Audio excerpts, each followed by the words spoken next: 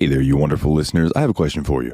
Do you want to make a podcast? Well, Spotify's got a platform that lets you make one super easily and then distribute it everywhere and even earn money all in one place and for free. How can you beat that? It's called Spotify for Podcasters. And here is how it works. Spotify for Podcasters lets you record and edit podcasts right from your phone or computer. So no matter what your setup is like, you can start creating today. Then you can distribute your podcast to Spotify and everywhere else podcasts are heard. Video podcasts are also available on Spotify. And when you want to take conversations with your fans to the next level, there are Q&A and poll options available, and those are the best way to get them talking. With Spotify for Podcasters, you can earn money in a variety of ways, including ads and podcast subscriptions. And best of all, it's totally free with no catch. Ever since I've discovered Spotify for Podcasters, it has made doing my shows like the Steam Machine Podcast, Yabs Pod, and the JRPG Report much, much easier to do. Like being able to just go on there, record them, upload it, boom, it's done. I don't have to pay for a site service to host or anything like that. It's fantastic. So I highly recommend that you give it a try. Download the Spotify for Podcasters app or go to www.spotify.com/podcasters to get started today. This week on the Steam Machine Podcast, how deep a descent till I lose my head? Cue the music!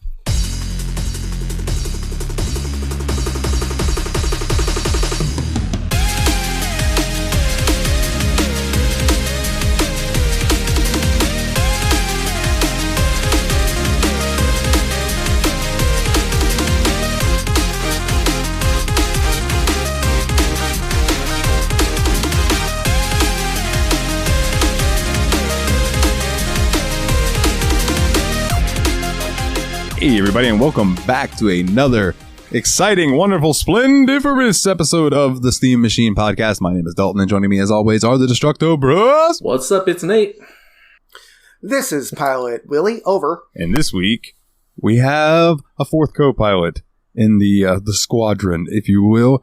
He's returning from last week because he chose the game this week. Well, that is Jeffy Poo. Old Jeffy Lube, the man of many nicknames. How are you doing, buddy? I am good. It's good to be back, gentlemen. How you guys doing? Splendiferous. Wonderful. Splendiferous. Damn, I just realized we could have done that one Family Guy joke that's like the extended version of that Star Wars scene. Red 5 chunking in. Red Fox jumping in. Red Skeleton Red jumping October in. standing by. Who's he? He's an asshole, sir. How many assholes are on this ship? Oh, surrounded by assholes. Aye! Keep firing, assholes. Keep firing, assholes! Already off the rails. Gentlemen, how you been this week? Let's start with Willie. What you been up to? Oh man, I've had a bad day today and I'm pissed off. Yo, let me just tell y'all, I know by the time this comes out, it's going to be too late. If you are a gig delivery driver and you get the option to do Walmart grocery orders during the holiday shopping season, just slice yourself from belly to groin with a katana instead, because you'll have a way better time. I spent the first 2 hours of my shift not getting paid because I sat at one Walmart for 30 minutes before they told me, hey, someone else picked up your order. Sorry, go home. You're not getting paid. Went to another one, and I spent another 30 minutes waiting before I finally flagged someone down who actually found my order. So it was a bad time. Don't do that. Yeah, that sounds like a bummer, man. Yeah. Well, hopefully. Yeah, it was Super Bummerman, my favorite game in the Bummerman series. Well, hopefully the episode cheers you up a little bit, bud. Anything else interesting happened over the past 2 weeks? Play anything good other than our game of the week? Oh, yeah, I was about to start ranting. I'm like, oh, yeah, wait, this is the game I played. Damn. I don't think I've been playing that much new games lately, have I? I don't think I can think of anything. No.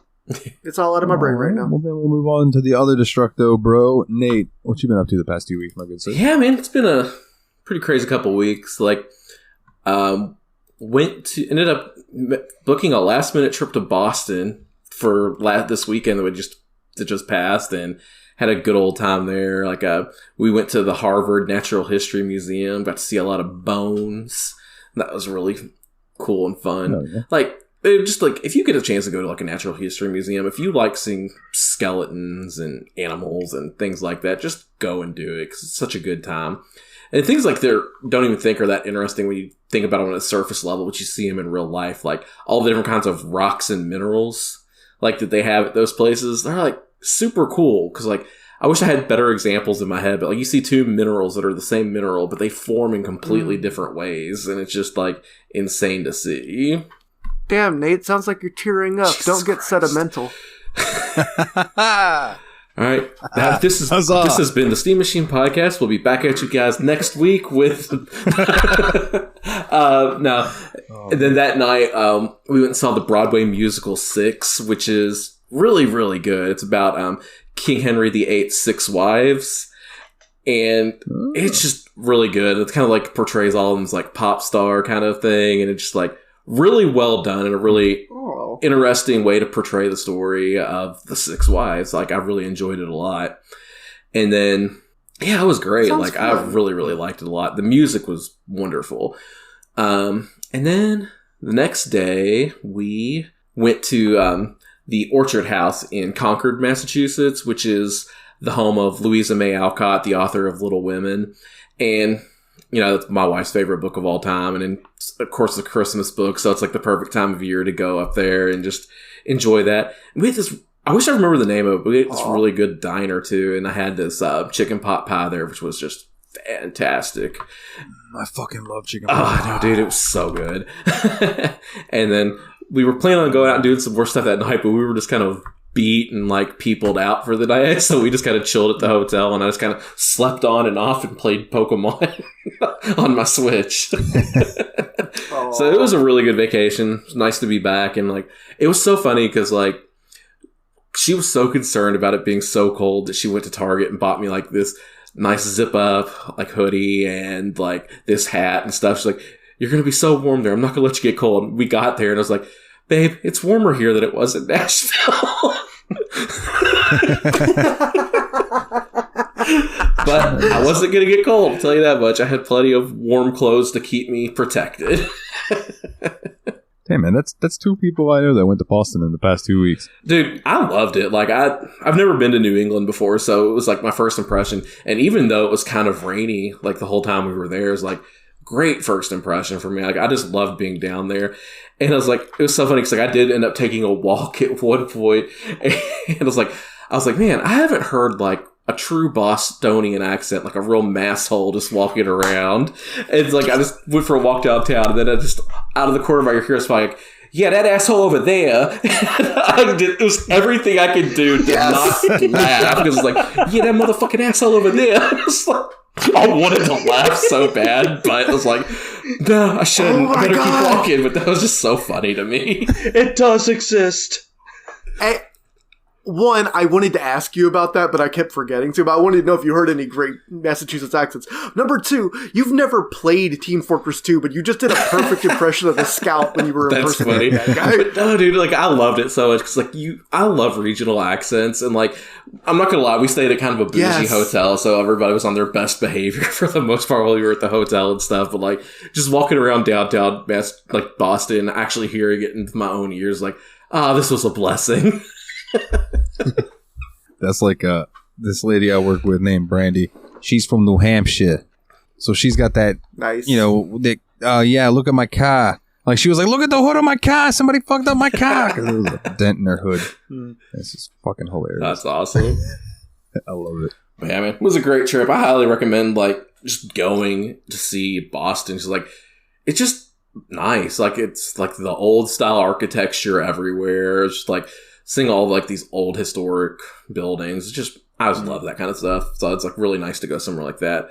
Big New England fan now. Not of the Patriots, but you know, the area. Oh yeah.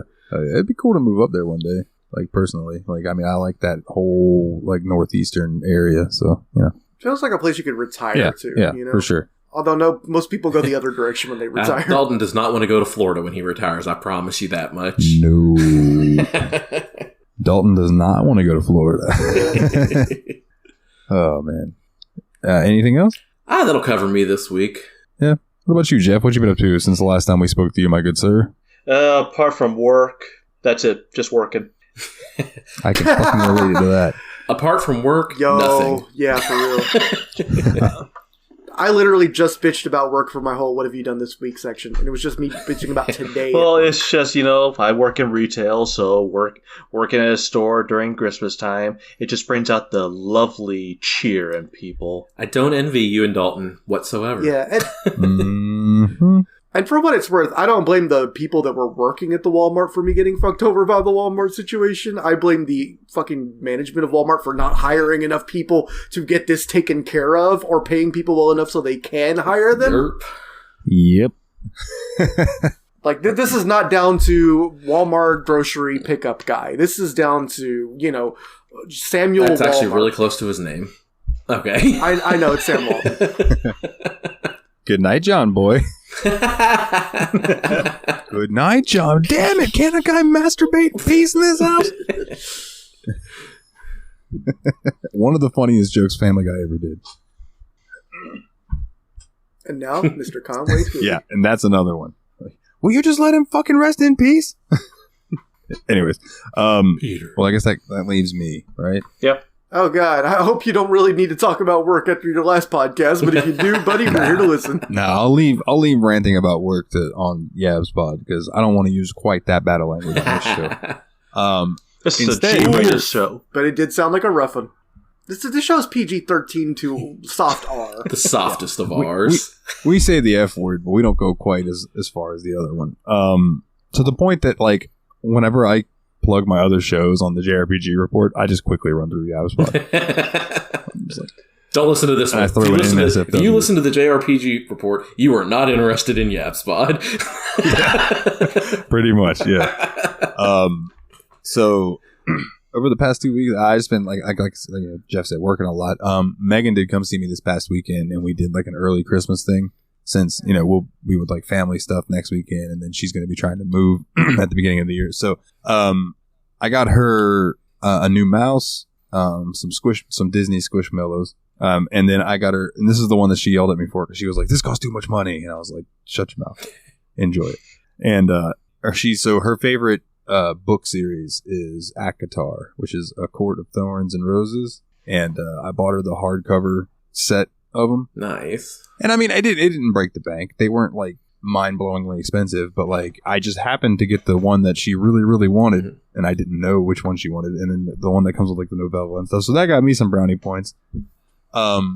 She made. I'll have to post pictures of the things that she made for my mom and dad because they are beautiful. But I can actually show you what she made me, and then I can describe it. Dalton is currently standing up. He's taking off his shirt for some reason. Oh, he's back. Okay. I did post this in Pokemon, but she made me this. That is awesome. That's awesome. For sure. That's fantastic. Look at that Snorlax. It's so fucking cool, man. And it's like well made and dense wood and stuff. And I'm like, hell yeah, that's so cool. That's awesome. And I cherish it. It now sits on my desk. Snorlax is such a goals Pokemon. I love Snorboy. Yep. I suppose, just a reminder, last week was my birthday, and Virginia bought me a new tablet. Nice. Hey. Well, first and foremost, happy birthday. Happy birthday if we didn't say it to you. Well, you guys said it to me from last episode, but, I appreciate it. And I just wanted to let everyone... Okay, well, if we already said it to you, then I'll undo that one. No more happy birthdays. Fuck my birthday. You. Who cares? They cancel each other out. It's okay. But no, I just wanted to tell you what she got me, and I thought it was very nice. Yeah, that is really nice. Oh yeah, man. And then Willie made a joke about it at the very beginning of the Patreon, but now I'll say that so I came home on lunch break today, just frazzled because work's been busy as shit, and there's some packages sitting on the front door or on the front, like we have a chair set up by the front door that they just put it on, and I walked in and my dad's like making cookies, and I'm like, dude, you just don't pay attention to who pulls in the yard anymore, do you? Because there are just two packages just chilling by the front door, and y'all are both home. So anyway, one was for him, one was for me. And turns out my brother sent me this here Shure microphone that I'm talking through right now. It's a MV7 podcast microphone. Yeah, Dalton's just trying to outpace us on the sound department every week, man. Like, he can't just let it rest. He's just got to sound so much better than us. Well, have you heard that voice? Yeah, true. Good point. Well, what's funny is that I'm currently recording on Audacity, and I looked up, and it's recording through my interface right now, and not through the microphone. Nice. So it's recording what I'm saying, but I don't know if it's going to sound as good on the recording. It might sound like normal on the recording, but to you guys, you get to hear the sultry new microphone tones. Yeah, that ASMR deliciousness. Oh, it just got hot in here. Oh God, stop it! Oh man, This is the second time I've almost quit the podcast. This episode. You wanted ASMR. I gave you beard ASMR. Yeah, man, it was a great weekend. You put the ass in we did ASMR. a standing rib roast, and we had like a nice like quote Christmas dinner. You know, we watched some movies. Have y'all heard of Gudetama? Yeah, it's the little egg guy from Sanrio. So he's got his own little show thing on Netflix now. It's 10 episodes long. They're each about 12 minutes. I highly recommend it to anyone. If you just want to sit down and then when it's all over, go, that was cute, but what the fuck did I just watch? Is it by the same people that did the Agretsuko show? I'm not sure. It's a 3D animation show mixed with real life. Okay, so that doesn't sound like the same style at But all. like, definitely, it's interesting enough to watch, and it's cute. Like you could watch it with your kids because like it's definitely like a kids thing. But yeah, Gudetama, and he's just like this little egg yolk with a butt. Yeah. Yeah, I don't know. It's cute though. Recommend it. And I was gonna watch that movie Trolls and forgot. So there's that. And one other thing. I have been diving back into The Witcher 3 because that next gen upgrade came out, and it's free to anyone who owns The Witcher 3. Including if you get a PS5 and you have the PS4 game, you can upgrade to the PS5 version for free. Oh, that's really generous of them. Like most people don't do that. Like Skyrim, Skyrim would never. Would never. CD Projekt Red's really quite cool about that, and like with this too, they added in like some new quests that they designed that are based around the Netflix show, and I think there are some like costumes you can get that make you look like the stuff they wear in this Netflix show, and I don't know, it's just cool. Nice. It's beautiful. Holy fuck, it's gorgeous. Like I told Jeremy, I was like, dude, if you were ever going to play The Witcher, and he's not interested in those kinds of games, I was like, but now would be the time, because you would have been like, oh, it looks like a PS4 game, it's dated. Nah, bro. Now it looks like a PS5 game, and that motherfucker is crisp. See, now I'm glad I did not play it when you first sent it to me, Dalton, because now when I play it, it's going to be gorgeous. Yeah. The hunt is even wilder I'm than going to go ahead and warn you and Willie both. We are going to play The Witcher 3 sometime this year. Good. Or I guess this next Okay, year. I'm down. Yeah, clearly. Not in 2022, Dalton. There are no more game episodes this year. Yeah. Yeah. And Speaking of, this has been General Gaming News Corner with General Gamer. yeah, thank you, Jeff. Speaking of, so full disclosure with y'all, next week we'll be dropping the Steamy Awards. So we're going to be recording that at some point this week and dropping that next week as like a Christmas, New Year's type thing. And then let me clarify this real quick with you guys. I don't even care that we're doing it on there. Yeah. It is my choice, right? Or is it Nate's choice? It's not mine, I'm pretty sure. Hold on. I'm going to go look at our pinned posts in. Yeah. All right. It is Dalton's pick for January 3rd. All right. Wait, January 3rd. So we don't even. So the Steamy Awards, we don't even get a week off? We technically do because we're recording the Steamy Awards. We'll talk off air about this one because I have some stuff that might be a problem. Okay, gotcha. So we'll talk off air about that. Yeah, we'll figure it out. But the next episode is a Dalton pick. We just don't know what day it's coming out. Well, but yeah. And we should be expecting to release a Steamy Awards episode relatively soon. Yeah. Either next Thursday or the Thursday after, So keep your ears and eyes peeled. Always. Yeah. Keep your potatoes have peeled. eyes. It's very boring. It's very boring at my job. I need material to listen to. Do you listen to the episodes that you're on, Jeff? Sometimes. Okay. Depends on how I feel I did on that episode. Fair enough.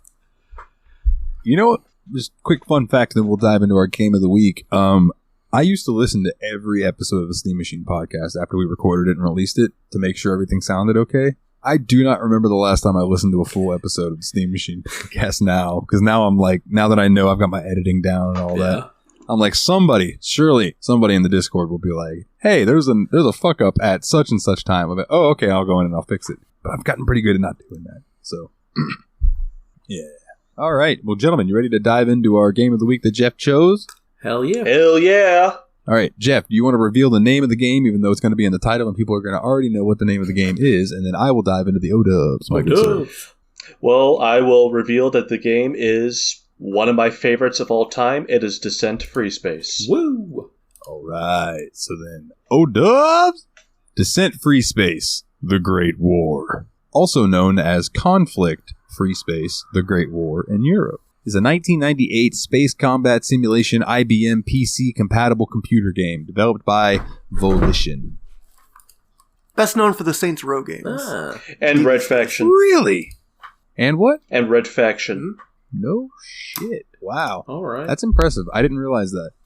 And that was when it was split off from Parallax Software, and it was published by Interplay Productions. And in 2001, it was ported to the Amiga platform as Freespace The Great War by Hyperion Entertainment. The game places the players in the role of a human pilot who operates in several classes of starfighter and combats against opposing forces, either human or alien, in various spacefaring environments, such as in orbit above a planet or within an asteroid belt. The story of the game's single-player campaign focuses on a war in the 24th century between two factions, one human and the other alien. That is interrupted in its 14th year by the arrival of an enigmatic and militant alien race whose genocidal advance forces the two sides into a ceasefire in order to work together to halt the threat. Descent Freespace was well received as a single-player space simulation that integrated all the desired features of its genre, from competent AI wingmen to the presence of a large capital shifts that dwarf the fighters piloted by the player. That was hard to say. And explode spectacularly when destroyed. The game's multiplayer mode was criticized as it was plagued by lag and inaccurate tracking of statistics. An expansion for the game, which was less well received, was also released in 1998 under the title of Silent Threat, and focuses on events after the main game's campaign, with the player working for an intelligence branch of the Terran's armed forces that later attempted to overthrow the Terran government. A sequel to Descent Freespace, entitled Freespace 2, was released in 1999 to critical acclaim. Now, this game is only named, and I learned this from a YouTube video on the YouTubes, Descent Freespace, because they wanted to ride off the legacy of the Descent games, which I did not realize were something completely different. They were like Doom in a ship. Yeah. Yeah. They were 6 Degree of Freedom games, but they were much closer to a first-person shooter. Yeah. But this was definitely... I was going to say, it's actually interesting because the original Descent games was developed by Parallax, the company that Volition was before it created itself. Okay. So it was like these guys split off and they were like, well, we could still use that name. Yeah, fuck it, let's do it. Yeah. Yeah, but it has no actual, like, canon connections to Freespace or Descent. The only real connection is the fact that it has, like, 6 Degree of Freedom spaceship movement. But it's much more. This is the all range mode to the Star Fox of, a rail shooter of the Descent games almost. Oh yeah. So Jeff, since this is your pick, I'm going to start with you. What was your first impressions on this game back in the day? Like, what got you into it? Tell us a little bit about why you picked this. Well, it all started with the Descent games. Those were. I played the first one when I was young, like mid-90s. Who knows how old I was, like 6 or 7 on my first computer. And I just always loved this series. And then out of nowhere, my oldest brother just came home, and I was like, what the hell is this? This Descent Freespace, The Great War. I just like, is it the same thing? He said, no, it's completely different. So I watched some gameplay of from him, and it was just like, oh my god. This looks awesome. So when I first played it, it completely blew me away at how great the game was. I probably wasn't able to play it until maybe mid-2000s, but when I did, I was hooked. It hooked me instantly. I can see that, and I think it was me and Nate having this discussion where it's like, you can definitely tell like why this game, when somebody played it back then, they were like, holy shit. This is awesome. Because I could totally get that vibe. I mean, and granted, I know that the version that we were playing was kind of like an upscaled version of the original. But being a person who has an appreciation for those older style PC graphics, like I can just imagine that I would have had just as much fun, tooling around in without it looking as crisp as it did. Yeah. Well, comparing the two versions we played, you know, I played the actual I guess the original copy, yeah, and it's really not that much different than the version that we played now. The only difference is just really aesthetics, and maybe it's a little more polygonal, but really the differences are they're very similar. Okay. And then I'm going to go next to Willie, because I think you're the other one that has the most experience with this. So, you know, when did you first play this? What was your first impressions? What? So, Freespace 2 was recommended to me probably, if I had to guess, somewhere around 2005, and probably recommended to me by someone on the Something Awful internet forum, I would guess, as a, basically, like a more modern successor to games like TIE Fighter. And I grew up loving TIE Fighter. I'm like, hell yeah, I'll give it a shot. And I played it. I absolutely loved it. I didn't get back around to Descent Freespace, the original one, for quite a while, but eventually I found, you know, what at the time was called Freespace SCP. Now it's called FS Open, but it's the source part that most people play to make it work, including what we had to do to get the game actually working on our current systems. And I found out that, you know, someone did a backport of the first game into it, so I went and played that there. And, you know, I mean, my main first impressions were with Freespace 2. Like, I considered Freespace 1 to be an afterthought for a really long time. And before this podcast, I'd only played through the Freespace 1 campaign one time. Oh, okay. But, so going back through again, was it as good as you remember it being, or? We'll discuss that when we get to that part of the show, won't we? Okay, fair enough. Nate, what about you, bud? Yeah, so was this your first experience? This is my first experience with it, because like around the time Willie was like mentioning he was getting into it, that was around the time like where I was like a senior in high school and didn't have time for video games essentially. So like I had not touched this at all. It was completely outside my radar. So this was the first time I really played with it. First impressions were, man, this was a bitch to get working. Yes. Yeah. So, unfortunately, I've got to go ahead and say this up front. I cannot recommend anyone with a current computer purchase the game from a store in the state it's in right now. The only way we were able to get it working was by using a program called the Knossos installer that sets up the Freespace open port. The open port is fantastic, but here's the thing. It requires the Freespace 2 files to work, not the Freespace 1 ones. So if you really want to play this game, buy Freespace 2 and set up the source port. Don't bother buying, unless you want to just send more money to the developers. But I will. You cannot install Freespace 1 right now on a current Windows 10. Well, I will say I did buy Freespace 1 on Steam. You know, I bought it months ago, and it was working.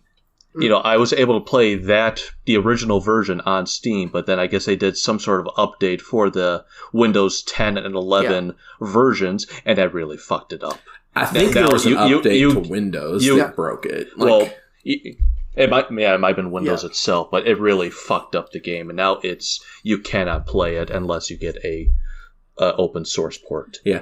You either have to use a source port or do some weird rollback to NVIDIA drivers that sounded incredibly complicated and not worth it. Whereas getting the source port running, once we found the actual files, was like, I'll go give mad props to the people that make the Knossos installer. It was easier to install Freespace this time than it ever was for me in the past. But after, like I said, once it got installed and running, it was good. But the funny thing about it was like, it took us a while to get to that point because we were like, I bought it on GOG, I bought it on Steam, tried both to see if I could get either one of them to work. Neither worked. I refunded both of them, don't worry. And then we were trying to get a hold of Jeff, like, Jeff, you sure this game works, homie? It did at first. And Jeff was away from his computer, so he couldn't check for us for a couple of days. And then we finally just like, oh yeah, it's not working for me now either. I was like, damn it, Jeff. So like, I did the same. I was gonna say I did the same thing as you. I tried even buying it off of GOG, and I'm just like, nope, not working. Yep. But then once Willie told me what to do, and that took me a while because I am inept with computers. I am a dope. Jeff, there's no way I'd be playing this game without Willie telling me how to install it too. So it's without Willie, none of us would have been able to play this game. Dalton might have figured it out. Dalton's good with the mods. Yeah, Dalton's dealt with mod launchers before. This was easier to get up and running than my average Doom source port. Fallout was. Yeah. So, And but once I finally got in there and finally got to play it, was like, oh man, I only have a few days because now I'm going to Boston. This is crazy. But no, I got in there and started flying around and like did the training missions. I was like, oh wow, this is actually really cool. It's like, I wish I had a flight stick because a lot of the controls are keyboard, and it's like I can't really hold this and controller in one hand and keyboard everything else either. So I was like that's the only drawback I had was controller, because like obviously it was optimized for flight stick. So I wish I had that opportunity, but no, the game looked great. It played great. It felt great. Like I was really impressed by the graphics. Like obviously it's late 90s, early 2000s style game. So it's like not like up to what we'd look at today, but I thought like, man, this sure looks like space, and those sure are asteroids, and they look good doing it. And for what it's worth, I also didn't instruct either of them to install like the Media VPS or any of the other fan-made upgrades to the ships. So all of the models that they were seeing were the original models from either from the original game or from the original FS port. So they were not seeing like upscaled, super high definition versions. But you, Dalton? I did check out a couple of videos of the upscaled stuff though, and man, I'll tell you what, that game does explosions really well. Yep. For me, these were games, I don't remember if I got them on GOG, like when I first got my computer, because they were maybe on sale for stupid cheap, or if I got them for free from GOG, because GOG will do that sometimes, where they just give shit away. But I had both Freespace 1 and 2 already. And I loaded into it once we got the mod stuff working with Gnosis. I loaded in, and for some reason it tried to set my PC is 2K, right? 1440p. But it has this weird thing where it will also go to the one little step above that. And I don't really know what that one's called. It's like 20 something by 330 something. And it just makes everything look a little crisp, but it also makes everything like a little smaller. And it made the screen like not be centered. And that drove me fucking nuts. And it took me like 20 minutes of just anger to clicking around until I finally figured out how to change the resolution. And it was like, okay, now we're good. And once I got the resolution changed, everything worked fine. I got in. I played this with mouse and keyboard. What? Monster. And no, honestly, I think mouse and keyboard might have been a better play than Xbox controller and keyboard. Now that I'm thinking about it, like I wouldn't have done it myself, but I could see that actually working pretty well. If maybe you change it so I'm so used to a mouse where it's like I move my mouse up and it goes up, and I move it down and it goes down, right?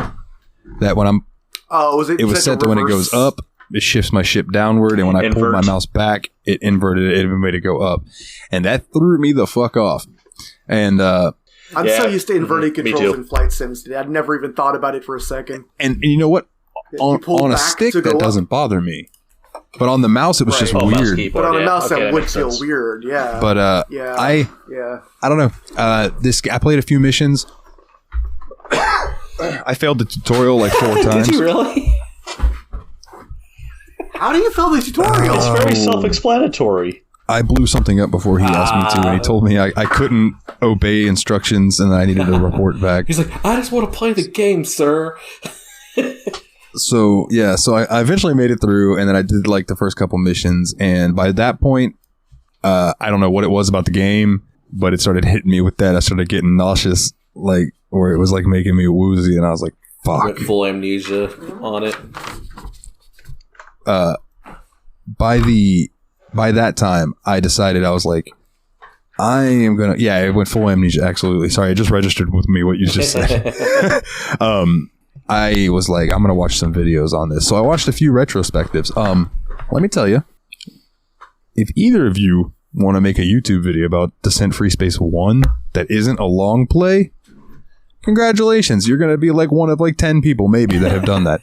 Like, dude, I found so many Freespace 2 videos. I was having to sift through Freespace 2 videos to find Descent Freespace The Great War videos, and I found like a couple.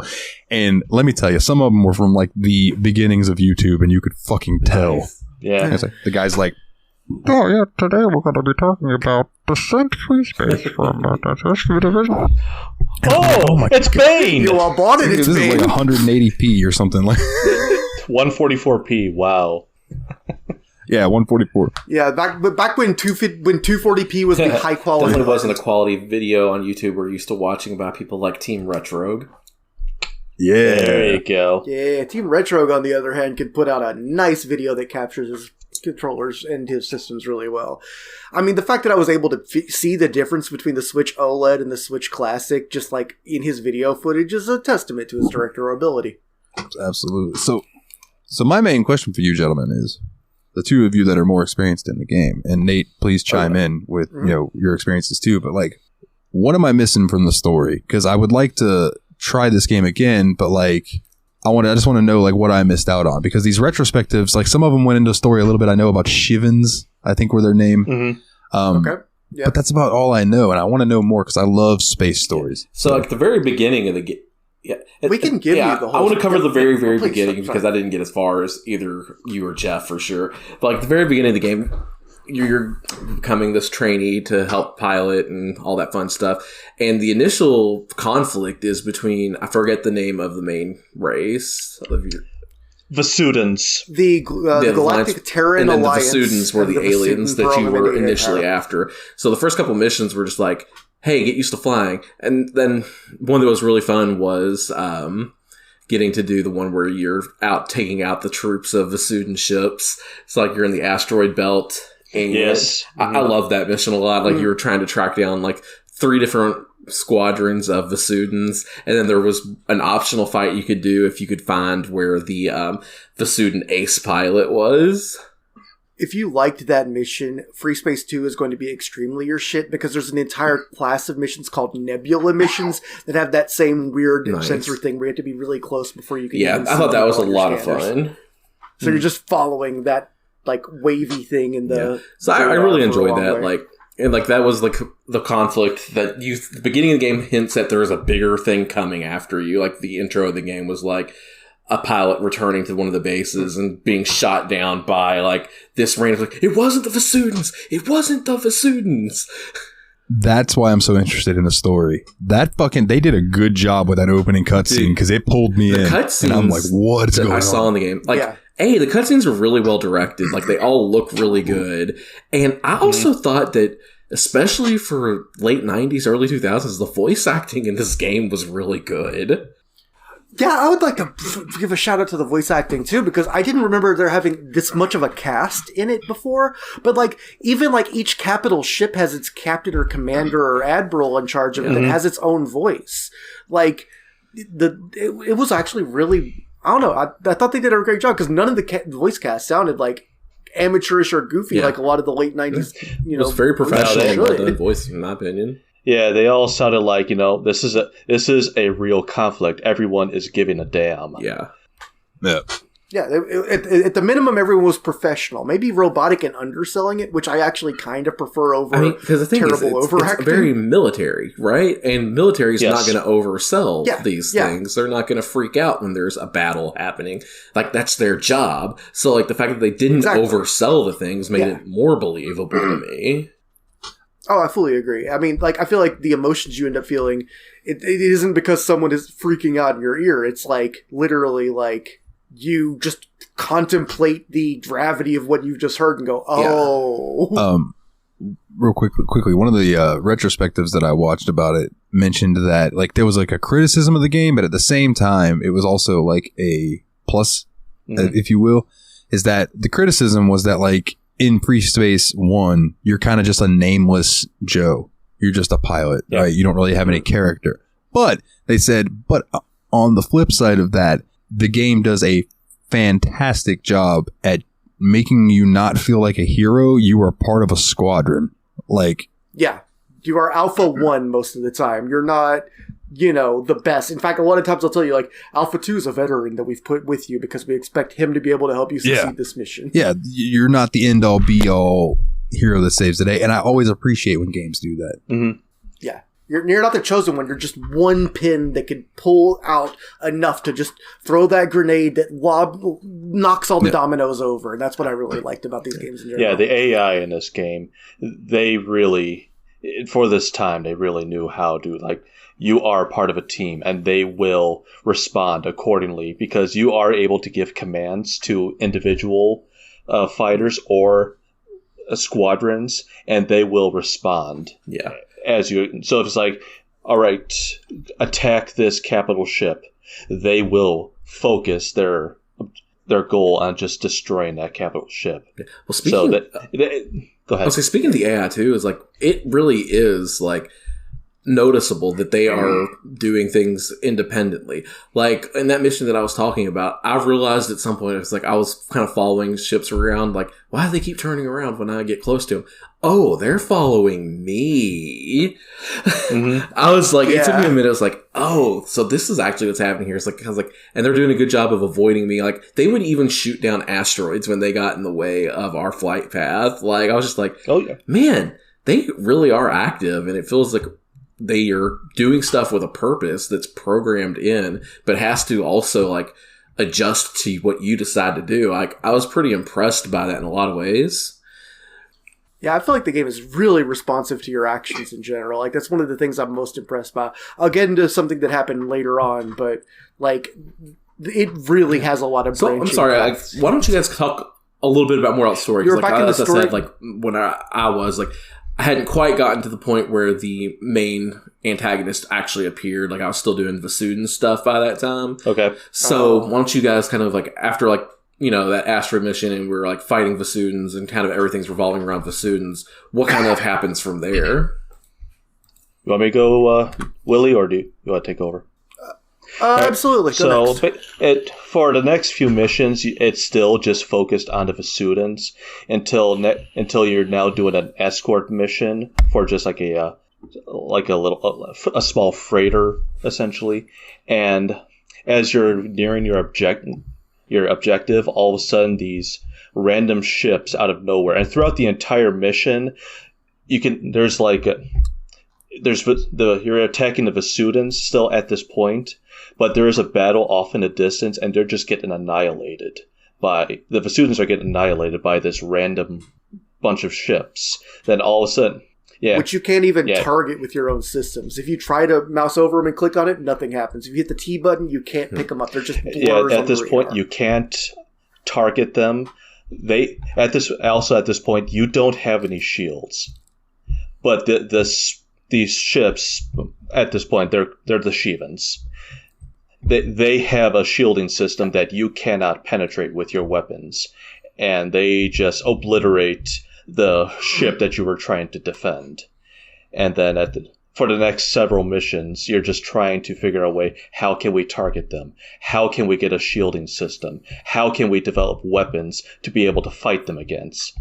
So you can definitely tell through the voice acting, these are desperate times. And also at this point, the Vasudins are like, okay, we're kind of fucked here. We need to work together in order for us to defeat the enemy. So that's when the Terrans and the Vasudins form an alliance. But not all of the Vasudins. There's also a splinter group called the Hammer of Light that does not love the idea that you've broken up this incredibly awesome war that they've been loving.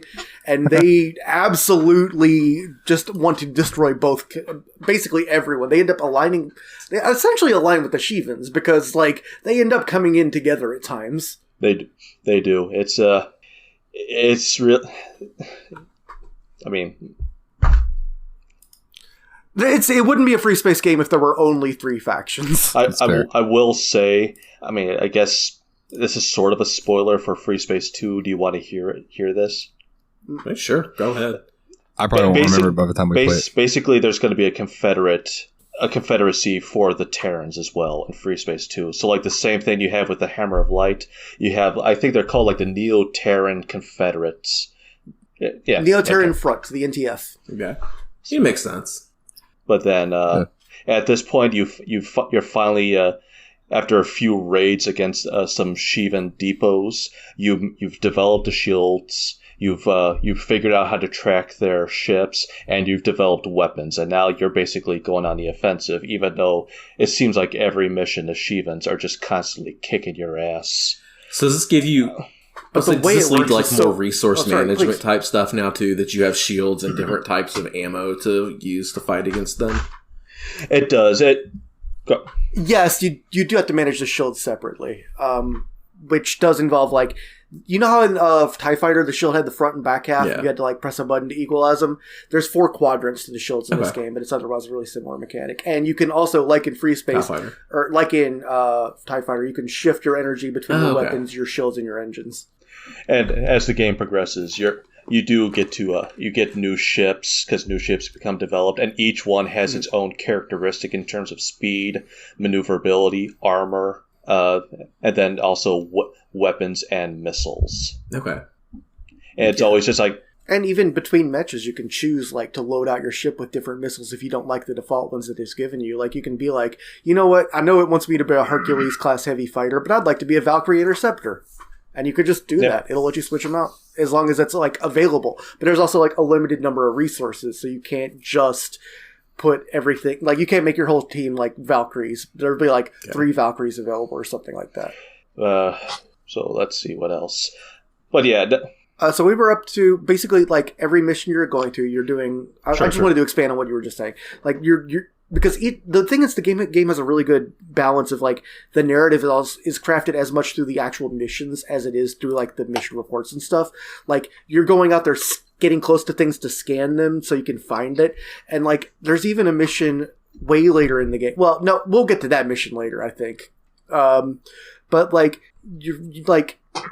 I don't know, it feels like early on, one of the main goals is to capture a Shivan vessel, so we can study their technology and to study their stuff. I'm And sorry, so, this is like, a the first capital ship. A Shivan capital ship. yes, I think we capture a cruiser, I believe. Go ahead, I'm sorry. Proceed. Hell yeah.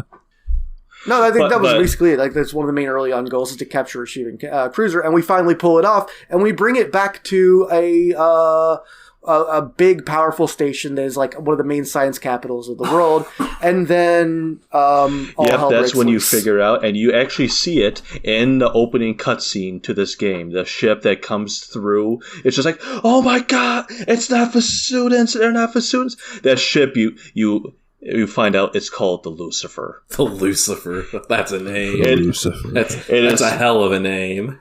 It is it's the ultimate ship of the game. It's the big bad of the game, and that's when I said, Nate, I messaged you earlier saying, like, there's one thing I want to reach before we do the podcast. I was literally saying I want to see this the Lucifer in a mission before we actually get going, because the Lucifer is.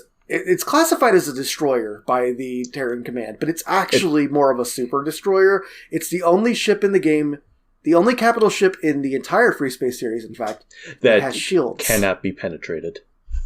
Yeah, it's literally impossible to damage the shields, period. Wow. But yeah, you find out through just like a mission briefing, this station has been decimated, all from this one Lucifer-class ship.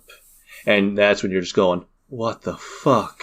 Just when you thought that something good is coming your way, the game just slaps you in the face. It's like, nope. Now you have the biggest threat in the franchise. Yeah.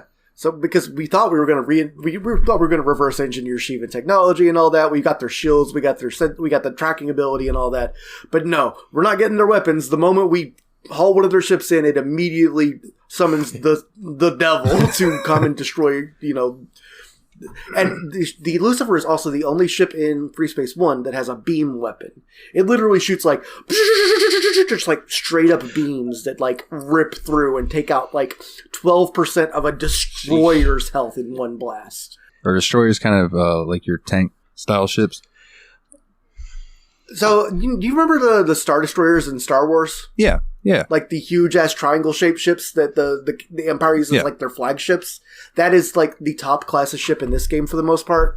It's like the one ship you're assigned to early on, the Galatei, that is like the flagship of the Terran fleet, and that's a destroyer. Okay. And it do get destroyed. It does. It's a very actually. I just completed this mission. it's been heavily damaged, and the entire mission, for 10, 15 minutes straight, you're attacking enemy squadrons, just like trying to protect the ship. And just when you're like, oh, okay, I think we're in the clear, the Lucifer beams in and destroys the Galatée. And you're just like, again, another slap in the face. The whole plot does a great job of managing like tension and then release, and then like you think you have a win and it gets blown back up in your face and all that. But there is one hope, which is at one point a Vasudin ship is destroyed by the Lucifer, and their escape pod warps into Altarian space, and somewhere around Altera they discover an undiscovered planet, and on that planet they discover a message from a society that, despite the fact that this clearly happened thousands of years ago, was clearly destroyed by the Shivans. So they find out that there was an ancient civilization that was destroyed by these guys. And so, like, there's a lot of messages you get throughout the game. Like, these weird cutscenes are like, we thought ourselves a proud race or whatever. And that's, like, translations of the ancient message. And so one of the final push is to get like xenolinguists to that place so that they can translate the ancient message and find out, what did they have to tell us about the ancients. So it sounds like the Shivans themselves are like have these centuries or even millennia of technological advances upon anything that you could have had as your race, since these races you consider ancients were destroyed by the Shivans. Well, when you look at the ships compared to your own, you can definitely tell that they're a lot more advanced than you are.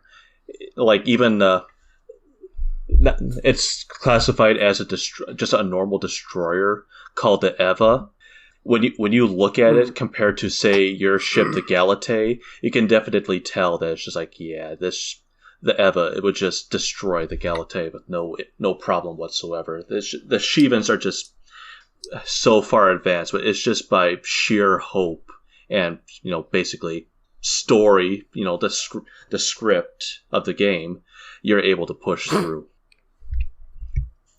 Yeah, you basically find out that basically the ancients were a conquering society, kind of like a Roman Empire. They just took everything they could, and the Shivans came back like the immune system of the universe and came to destroy them for conquering and extinguishing so many sentient species before them. And now that you've pushed into subspace, the Shivans basically see you the same way as they see the ancients.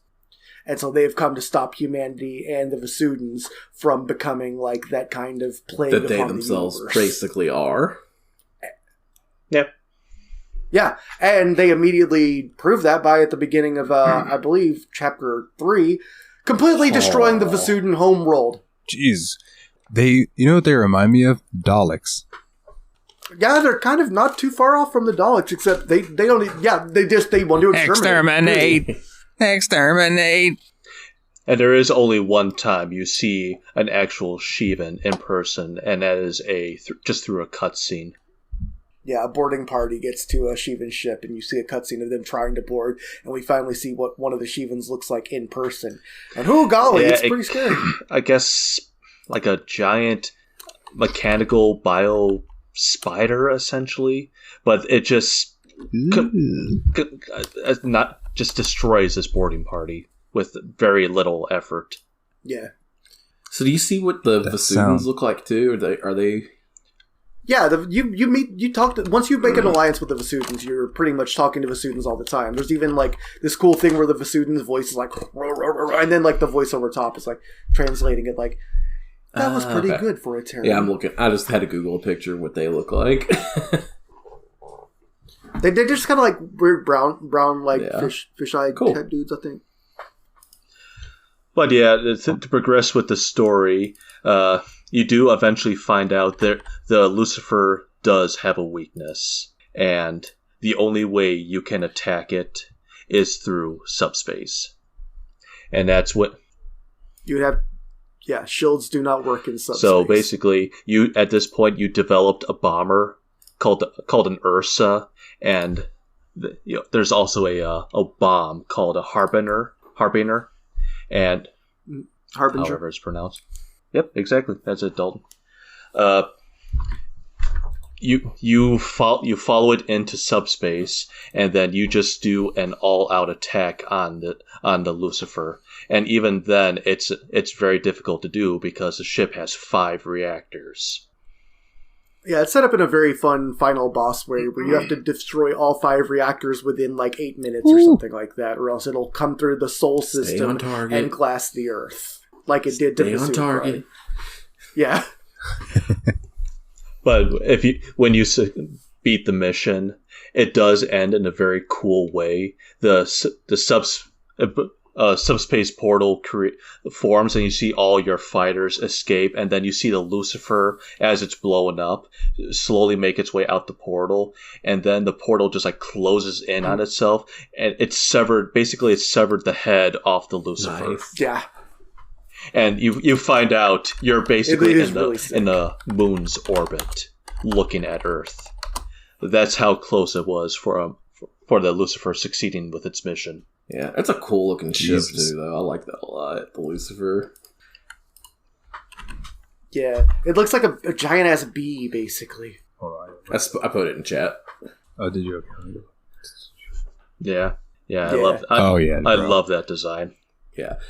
That's something I think this game did a really good job of. I thought the ship designs, even what the little ones that I saw, were really well done. I thought they were really cool looking. Yeah, I agree. And each race has its own really unique design philosophy too. Like the Terrans have this really like post NASA style angular style. The Vasudans have this like really curvaceous stuff. Like the Vasudan stuff is all named after like Egyptian mythology and stuff. And then like the Shivans characters are all named after like chthonic mythology, like various demons and hells and infernos and stuff. Hence the boss is being named like the Lucifer, and like not to spoil too much, but there's a similarly huge Lucifer-esque ship in game 2 called the Sathanas. Nice. Yeah. Well, which is, I think, maybe the scariest thing I've ever seen in a video game. I'm really not trying to exaggerate too much, but I swear to God, I don't think anything has rattled me as much as it definitely has an incredible intro to the series. And you're just going, yeah. And this is supposed to be a first-person combat shooter, and this was like a horror element to it. I honestly thought Freespace 2 was like... Well, it's like what you said in one of our Halloween episodes. Like, we were talking about Greatest Fears, and you said yours was scale. So, like, that tracks. Yeah. Agreed. Willie, did you have a favorite ship? To play as, or like just a capital playable ship? One that you always went and loved going back to. Like, man, this is... I'm gonna be honest. So this is the weird thing, is like, coming back into this game, like, one of the things about Freespace 2 that I really loved was, like, you're very, very agile with almost every ship. And I remember in Freespace 2, like, the Hercules, which is a heavy fighter in this game, was basically treated as, like, a Great War relic, and it sucked to play as in Freespace 2. I actually really enjoyed playing as a Herc in this game. I thought it was, like, really powerful. It has 6 turrets, and I always equipped it with what's called a Banshee laser. And the thing is supposed to just decimate shields and armor. Yeah, it's specifically a weapon based to just chew through Shivan shields. That seems like that would be very, very useful. Yeah, it does. Yeah. So unfortunately, you don't get it to until fairly late in the a ship in like the Rebel Galaxy. Good God, the Rebel Army in Star Wars. If the Herc were a ship in Star Wars, it would be a B-wing, a ship that's kind of in between a bomber and a TIE interceptor. Fighter. Whereas the Valkyrie, which is a ship I mentioned earlier, would be closer to the A-wing. It's an interceptor. Yeah, because like I remember in like X-Wing versus TIE Fighter, I was like playing as an A-wing. Yeah, you would like the Valkyrie a lot. I would recommend picking the Valkyrie when it's available because it is very fast and very good at like when I got to that hardest mission in the game, which is the one where you have to escort. There's the Demon class destroyer Ava versus the Hope, I think. It might have been the Hope. It was one of those large destroyers. Like, if you can't get out there and intercept the bombers, you're screwed. And even then, you probably still need to shoot bombs down. That is an option. Luckily, bombs in this game are very slow and very easy to identify because you just see the slow-moving green trail moving across, and you could shoot them down. Beware, don't be too close because the shockwave will hurt you. By the way, I want to say that I died more to shockwaves than to any other form of mission failure. I literally was too near to a ship that I was being a hero and trying to blow up, or I was too near to one of the kamikazes that were trying to attack the not Samtic. That's two. Game. That's two. Yeah, too near one of the kamikazes that was trying to attack the Hope. I think it was either. I think it was either the Hope or the Galate. One of the two. It may have been the Galate. Yeah.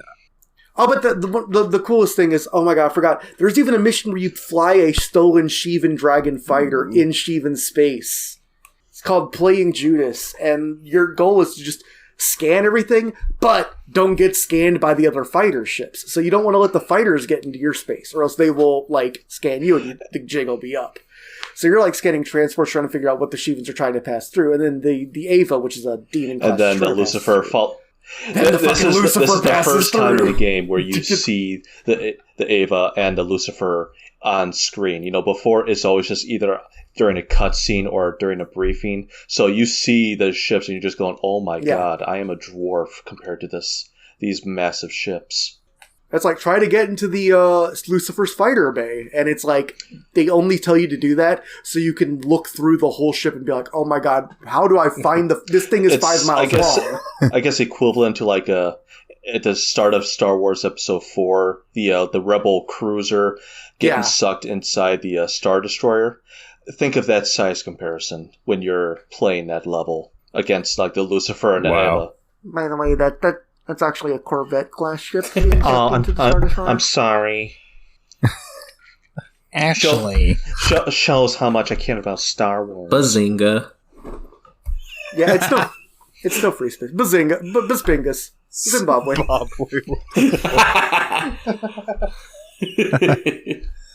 Oh man! So obviously, like, this game had a big impact on you guys. Like, you guys really thoroughly enjoyed it. Is there more you want to touch on? One thing I was really surprised by going back to it was, I remember the game having a lot of Vasudin versus Terran battles up front, and I remembered having like a long struggle with the Hammer of Light, and I thought there was a lot more filler than there was, but I basically played it through in one 10-hour sitting, and it was, like, I felt really impactful the whole way through. This game isn't incredibly long. I looked it up. There's only 32 missions, and each mission is probably about 10 to 20 minutes long. So the fact that you were able to beat this in 10 minutes really, I think, just adds to the fact that how great this game is. Because, like, oh wow, this was great. I was trying on a harder difficulty, because there are 5 difficulties from. I did play it on the default difficulty, which was easy, so I did think that the dogfighting was really unnecessarily simple, and I probably will replay it on medium later. When we play FS2, I'm definitely going to play it on medium instead, because I felt like I didn't get anything out of the dogfighting. I just felt like I was just stalking prey and eating them alive for the most part. And it does affect the way the ships handle, or the power-wise, I mean. Oh! I did have one thing I wanted to bring up that I thought was really cool, which was on the mission Paving the Way, which is the one where there's this big-ass destroyer that's going through the asteroid belt. You and one other pilot are just clearing all these asteroids, and nothing happens for like 7 minutes. Alpha 2 managed to somehow die during that part of the mission. She just, like, I'm like, she and I are just clearing out asteroids, and all of a sudden I hear, damn it! And I look over and she's just dead. I don't know how she managed to die, because there's 3 options here. Number 1, she ran into an asteroid, which, okay, yeah, you can run into asteroids, but that only does like 3% damage, so she would have had to run into an asteroid a whole bunch of times. Number 2, she may have been hit by the destroyer, which was going at a cool 8 miles per hour. So if that rammed her to death, that's bad. Or 3, she didn't see the destroyer, which is like a 3-mile-long ship, and flew into it, and then just kept holding the accelerator in until she died. Your Alpha 2 was a lot more dumb than mine was. Mine was very competent. Oh, no, I went and replayed the mission just to make sure that wasn't happening. Like, wasn't supposed to happen. But the funniest part was, when I replayed the mission, I realized, oh, she has, like, dialogue, but the destroyer itself actually took over some of her dialogue when, like, obviously something happens at the end of the mission, and they're like, you know, bombers jumping in or whatever. Usually she's supposed to go out and take out the bombers, and you just hang out and keep on killing the asteroids. But the destroyer itself had to send the message, and so, like, there was a separate voice-acted line that was like, enemy bombers were approaching. And it's like, oh wow, they actually counted on that happening. Like, they knew the AI would sometimes be stupid and kill itself for no reason, and they prepared for it. And, like, there's so much weird branching for it. Or maybe they counted on you being an asshole and killing your teammate. Maybe I would have killed her. Yeah, maybe I would have team killed. Although if you team kill too hard, the game calls you a traitor, and then just absolutely every ship on your team tries to kill you. So I wouldn't have liked your chances against the destroyer. So, gentlemen, anything else that jumps out? Final thoughts? No, I can't. Before we give this a rate-a-roo? I can't really think of anything. We discussed I think a lot of the major points to the gameplay, the story. It's just, I don't know what more we can add. Unless, can you think of anything, Willie? I only have one thing I wanted to bring up during the rating part itself. That's about it. Well, then, we'll hop into that. Let's start with me and Nate, because ours will probably be shorter. I'm going to give this game a default 7, and here's why. I didn't get a chance to play enough of it to give it a good rating, but from what I've seen of it, like watching people on YouTube and then like hearing you guys talk about it, I know that this absolutely was a gem of its time. So I don't think it deserves anything less than a 7, but I can't give it any more because I didn't get to experience it. But I think, maybe I'll get some pop a Dramamine and give it another shot, Mm-hmm. And I personally think I gave it a little bit more time into it than Dalton did, it sounds like, and got a little bit more out of it. And just hearing y'all two, especially the joy that it gives both of you, is really impactful onto me too. And I could tell just from the little bit that I did play, this is a really good game, and it makes me excited to play Freespace 2, and hopefully I'll have time to be able to dedicate myself to beating that entire game. But as far as this one goes, yeah, man, 8. I'm going to go a little bit higher than Dalton because I think it deserves it. I'm going to give it 8 Vasudans out of 10 Terrans. You know what? I'll strike mine, and I will agree with Nate. 8. Well, I guess I'll go next. Obviously, everything I've said, I praised about it, and I think you guys even heard me say in the past, this series is my favorite game, my favorite PC game of all time. So I can't, in good conscience, give it anything less than a 10 out of 10. Hell yeah! All right, this game is just perfect to me. So here's the way. Last Christmas, I played this game one time. No, we're not doing that. I'm only 5 days away now. We're not doing Last Christmas. So I played this game about a decade ago. After playing a ton of Freespace mods and all that, and I didn't enjoy it because I remembered it being a little unfulfilling, a little slow paced, and a little all of that. I'm playing this having not played Freespace 2 in a while, and because of that, I find the Herc fulfilling to fly. I find all these things that I thought were a little weak about it to be things that they would get better later in the series, but really good. I didn't realize that the pacing was this strong, that every mission you'd be striking up a new piece of technology off of the Shivans, or defending a really important point, or losing an important point, because there are missions where you not intentionally, but where you lose the primary objective because there's nothing you could do about it. That feeling of hopelessness, that the incredible scripting of this game, actually blew me away. I went into this expecting to give this game an 8 because I love Freespace 2 but thought it was a drag. I'm going to give it a 9.5. I actually, honest to God, got so absorbed into it that I wanted to tear myself away and told myself I would take a break at the end of what the Hardlight Wiki lists as the act breaks. I told myself I would stop playing for an hour at each of those breaks. I couldn't even keep myself away for an hour either time. I literally went back. I can verify that because I was chatting G-Chat with Willie talking about the game, and he was like, "Yeah, I'm ready to fly the plane again." 15 minutes after closing out of the game. This was amazing. This was way better than I remembered it. And if this is as good as I remembered it and that much better, I can't wait until we get into the Shivan incursion into Wolf 239 and the rest of those systems. I will also say there is an expansion pack to this game called the Silent Threat, and that one's basically kind of like a Black Ops intelligence mission where you're working for, I think it's called the GTI, the Galactic Terran Intelligence, and you're specifically working for Special Ops. So you're doing what's the term, Infiltration. It's off the books. You're doing like off the books missions, like unofficial. So it gives it a little more of that kind of feel to it, and the story matches it. I may check that out, but my god, I was looking through that list of missions, all those Freespace 2 mods I remember loving, and I really want to get back in there and play Derelict again, because the plot of that one also involves you towing the corpse of the Lucifer through space. And my Jeff, god. just know that you're on deck for any future Freespace games we play. Oh, that makes me happy. And I will speak, when I logged on Gnosis for the first time and saw all the fan-made games for that, I was just like, holy shit. Because I was the only one I was aware of. Actually, there's two that uses this engine, the Freespace Open engine. One of them was called Blue Planet. And I think that one came out. Blue Planet too.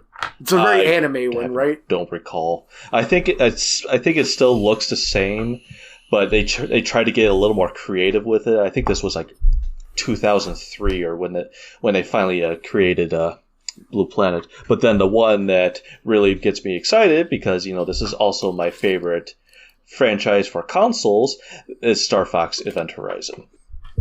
Nice. Yeah. Hell yeah. Oh yeah, dude. I can't wait to hear what you think about that. I gotta find. So we may spend some more time in the Freespace. Yeah, I gotta find out a way to get it downloaded. I just know that. But I have to try. We have this Nasos thing, so if it comes up when Steamy's deciding to pull randomizer stuff one day, it could happen. Mm-hmm. Anything could happen in the World Wrestling Federation. That's right. I don't know whose voice that was supposed to be. Sorry. It sounded like you did a Vince McMahon, but you did like a commentator Vince McMahon voice, like back before they told him back before he was in canon supposed to be the lead, back when he just ran the company, but was just like, what a maneuver. So that's good Freespace talk. Like, I really love hearing you two especially talk about it, like the passion for it, and it's just great to hear people love something. It's kind of why I kind of just sat back and watched. I'm just listening and enjoying. Yeah. Like me and you did. It's like a live retrospective. We didn't need to be on this episode, Dalton. Yeah, I know, right? We're just here for garnish. Yeah. So I guess that'll lead us into fan questions for the week, huh? Yes. Yeah. All right. Let's just jump right in to it. An hour and 30 minutes into the episode. This first question comes from Adam. What was your... I love this question so much that I bumped it up to the front of the list, because I know we skipped some questions last week, but I really liked this question, so I made it the first one for the week. So this comes in from... Dalton hasn't decided yet. Oh my god. Yeah, he just saw his face. Oh, poor Dalton. I'll go last. Make a choice pretty soon, buddy. Right. We'll let you go last. I'll go first. This comes in from our Aussie buddy, Adam. What was your favorite game, or a game that you would play, from the year you were born? For Adam, and I forgot what year he was born because I'm garbage, but his was the original SimCity. 1989. I looked it up. All right. So let's start with our handsome guest host this week. Jeff, what was your favorite game from the year that you were born? Well, thank you for the compliment, you sexy bastard. So I was born in 1987, and I actually got you to play this on a stream one day, and I think you did like 3 playthroughs, and you told me you loved it, and to this day I still love it. That's Guerrilla War for the original NES. It was one of those games that I was just surprised that I'd never really played through before, but like Jeff, you were like, play this on stream. I'm like, all right, man, I'll play this on stream just for you. And I got into it. I was like, man, this is a game that you can actually just sit and play through the entire game multiple times. Like, if you had this as a kid, I could just see you sitting there playing that for, like, beating it 5 times a day for all summer vacation. Well, me and my brother, we would play that game all the time because you can do co-op, and the whole game is done in an hour. Yeah. So it's very accessible. It's very easy to beat because the continue system in that game is very forgiving. It's just so much fun. I love the hell out of it. Yeah. And when I discovered it made in 1987, I was like, that's it. That's the answer to this question. Yeah. Personally, my year had quite a few bangers come out. Like, here's 3 that are great games that aren't even registering in the top 2 for me. Well, first, what year? Oh, yeah, thank you, Jeff. 1986. So the first three that aren't it are like Adventure Island, which is a great game, like that and Wonder Boy. Like I know Dalton has a lot of experience with that too. Metroid came out in 1986, and The Legend of Zelda came out in 1986. But there are two games in particular that got me hitting my head against the wall. Like, how do I pick a favorite between these two games? So, believe it or not, second place for me in 1986 is Dragon Quest. The original Dragon Quest came out in 1986, and if y'all ever followed my stream or anything, you know my branding was all around Dragon Quest slimes and everything. Yeah. This is how I thought you were going to go, yes. Also, if you ever watched my streams, you've seen me beat this game multiple times. So, my favorite video game from 1986, and honestly, could be a top 10 video game of all time for me, is Castlevania. Like, the original Castlevania was 1986. Like, y'all know how much I love that stuff. Oh, yeah. I don't know why you said you saw me beat this multiple times. My brain immediately went, oh, he's picking Predator? No, I think that came out in 1987, actually. Okay. It had to be later than that. What year did Predator come out? I'm guessing 88 or 89. That's my guess. I might find it. No, it did come out in 87. It did come out in 87. Oh. 87. All right. It's a strong year. Hell yeah. Much... Well, okay, so I came out in 1985, and unfortunately, this is the easiest year of all time. There is really very little competition here. 1985 was the year that the Family Computer and the Nintendo Entertainment System came out, and its pack-in game is basically the game that is synonymous with video games. And as much as I would love to say that there's a game that was better that came out that year, it is impossible to argue that Super Mario Brothers isn't it. Fair enough. That first game, yeah, dude. I mean, I have the card over there. I have the one that's, that and Duck Hunt together. Yeah, I still have mine card. too. I mean, really, Space Harrier came out in 1985. Are you sure? I mean, Space Harrier is kind of tight. I'm not going to lie. Space Harrier is good. Gauntlet also. I mean, I thought about Gauntlet for half a second, then I realized I didn't really like it that much. Gradius came out in 1985 and is actually a game I enjoy. Oh, Twinbee. That's cool. I don't think I've played the original Twinbee, though. But yeah, no, obviously it's Super Mario Bros. It's hard. It'd be really hard to not pick Super Mario Bros. Yeah. All right. I guess that leaves me, huh? Yep. All right, so, much like Nate, 92's got some fucking bangers that I'm not even picking, right? Off the top of my head, or not off the top of my head, off the top of this Wikipedia list, 92 brought us games such as Dragon Quest V, Final Fantasy V, Sonic the Hedgehog 2, Street Fighter 2 Champion Edition, Super Mario Land 2 6 Golden Coins, and Super Mario Kart, Wolfenstein 3D, Alone in the Dark. This is brutal. What were some of the other ones? There was one of the Wizardry games, I want to say. Wizards and Warriors 3, never mind. It was Ultima Underworld, The Stygian Abyss, Where in Time is Carmen Sandiego, The Terminator, Contra 3. Like, dude, so many good games came out in 1992, but... Did you say Mortal Kombat?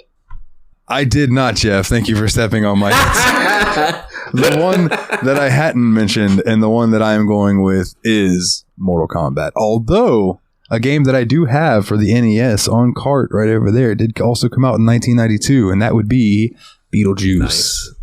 Ooh. But Beetlejuice. Oh no!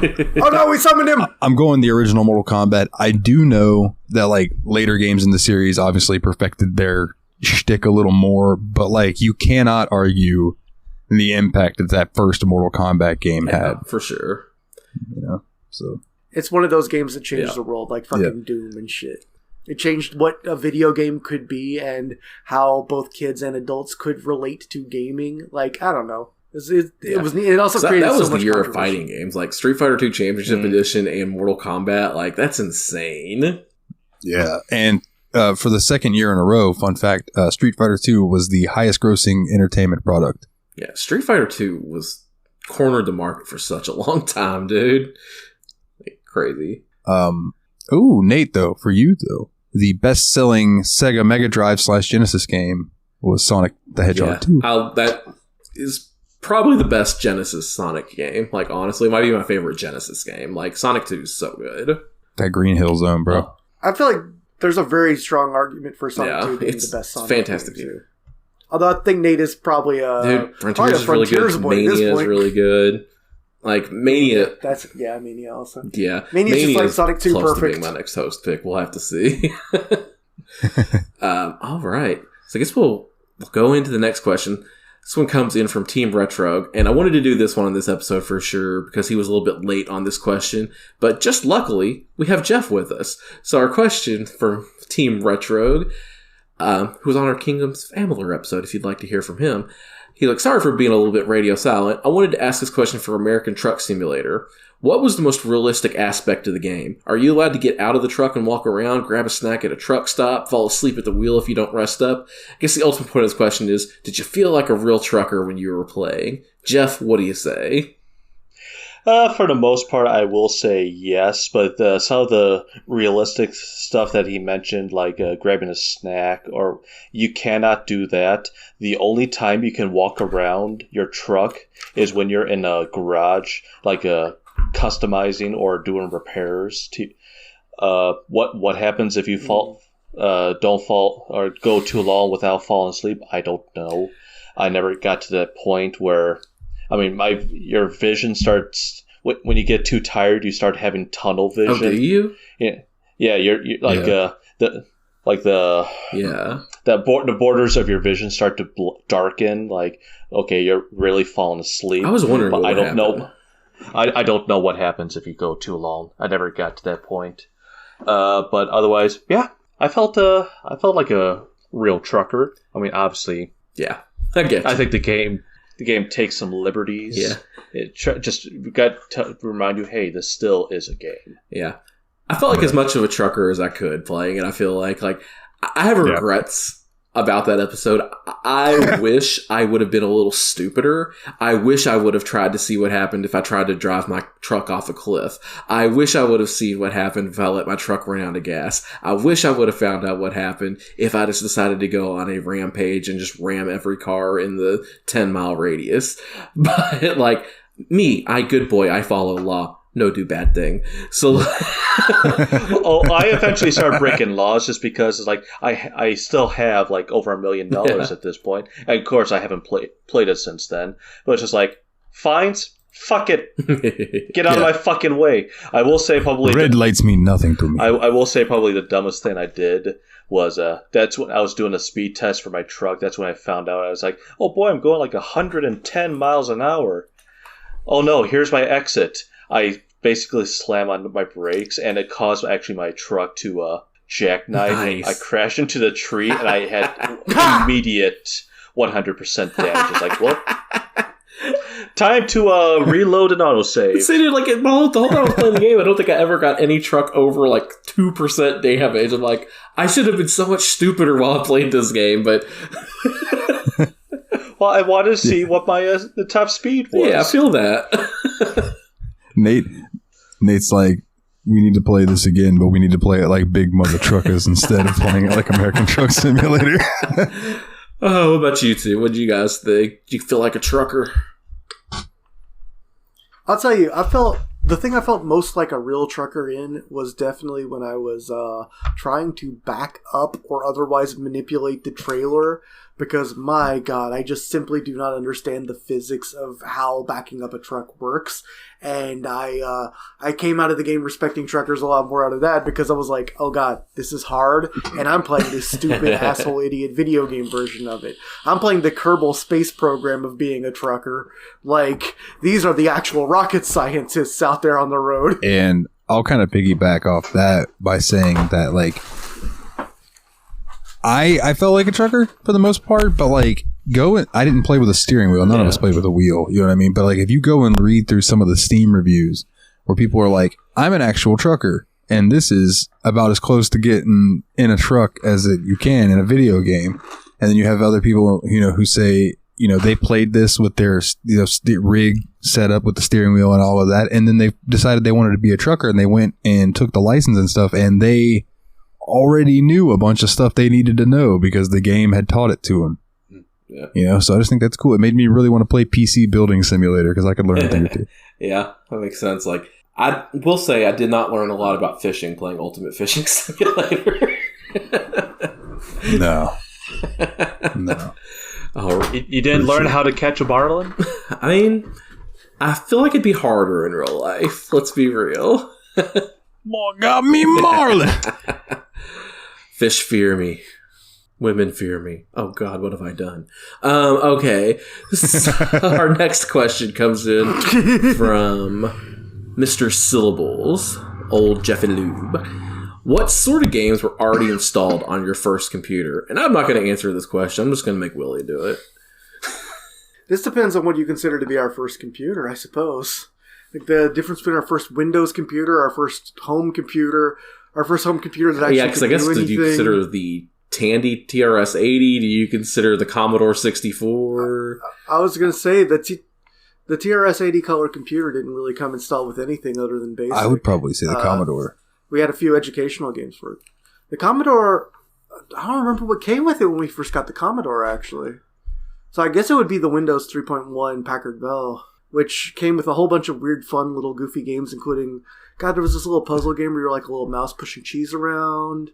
See, I don't know. Like, I don't remember all those so well, like the things that came installed. What really stick out to me were more of the things we found at the dollar bin at the Kmart, where you would just pick up this sample or set of 500 video games on one disc. And I just remember a lot of random stuff. Like, I remember there was this Jetpack game where you played as Santa. That was a Jetpack Christmas edition. Jetpack was another game that was very similar, where you could make your own missions and stuff like that.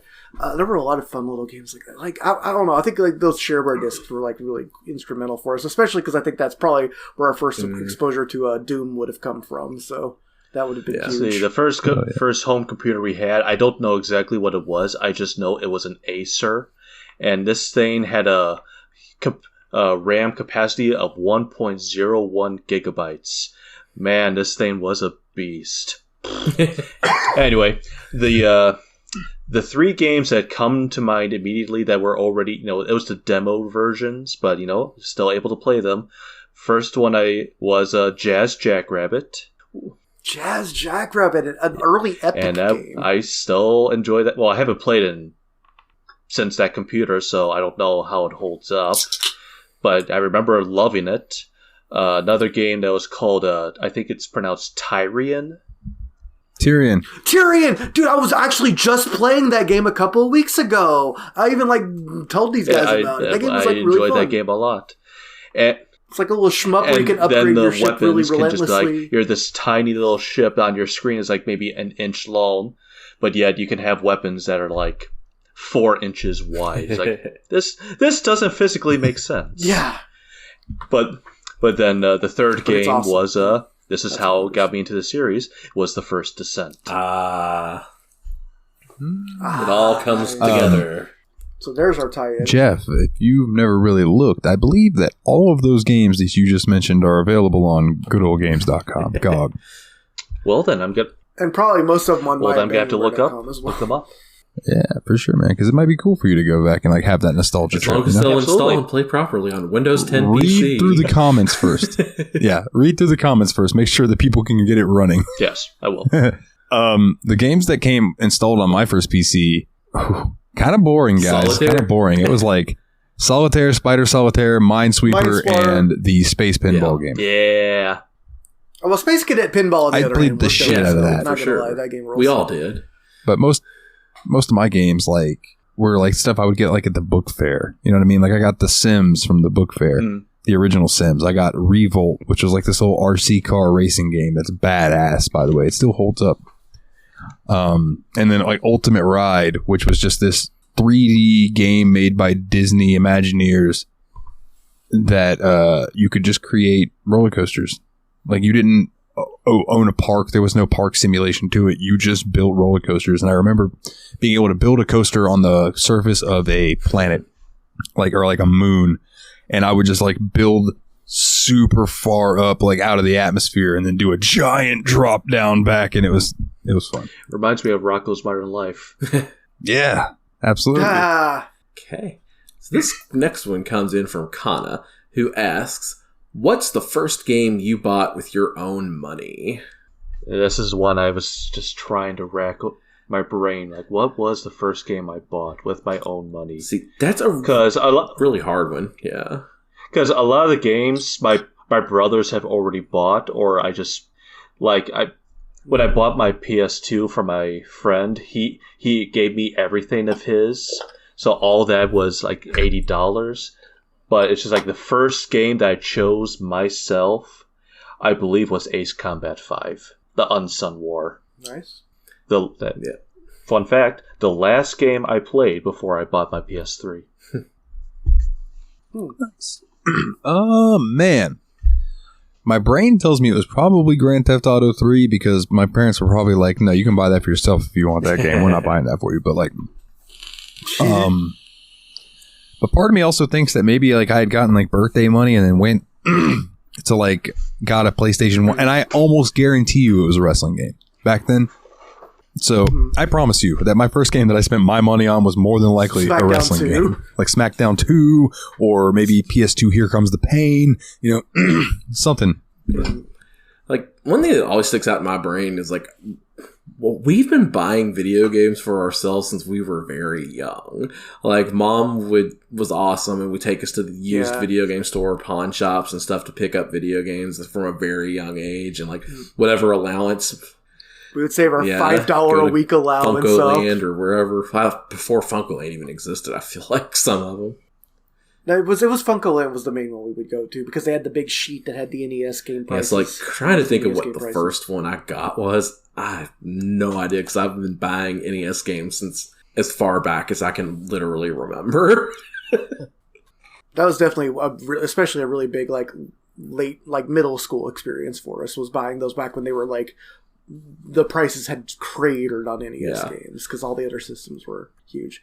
I could tell you what my first major purchase with my own money was because I kind of did a weird scumbag move with it. So I was sent to a kind of educational summer camp thing in North Carolina. I don't want to be more specific than that, but Mom and Dad basically sent me with like $120 to take care of myself while I was there, and I held on to all but like I held on to $80 of it. So when I got back home, I could buy a used Sony PlayStation. Brilliant. Because I just really wanted to play Parappa. That's where that came from. That's amazing. Yep.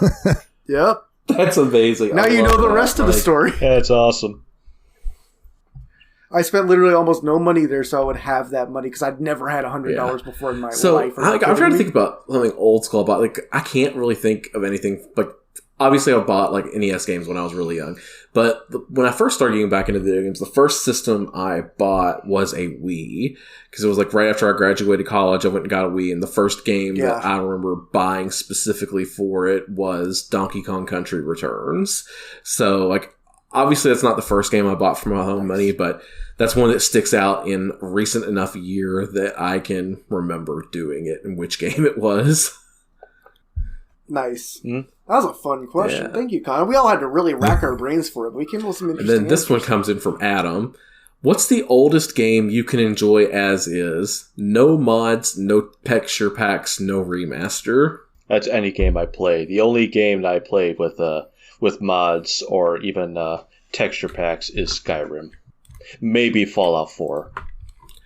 I mean, oldest game I can think of that I play semi-regularly with no mods, texture packs, or remasters, it's really old. Donkey Kong. I fucking love Donkey Kong. I'll go whenever I go to the arcade. That's the first thing I look for is just good old Donkey Kong.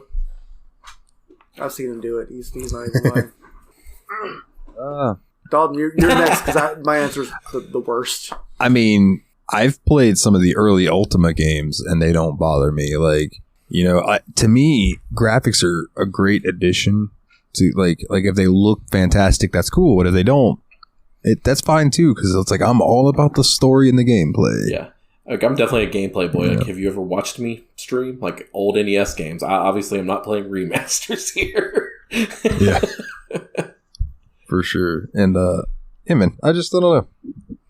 To the point that, like, for instance, when I was playing Wonder Boy, when me and Ryan did Wonder Boy for the show, I played a lot of that game in the mode that was the Sega Master System graphics and sound, as opposed to the new one, which made me want to buy it for my Sega Master System. Then I saw the price and I was like, well, that might can wait a little while. Yeah.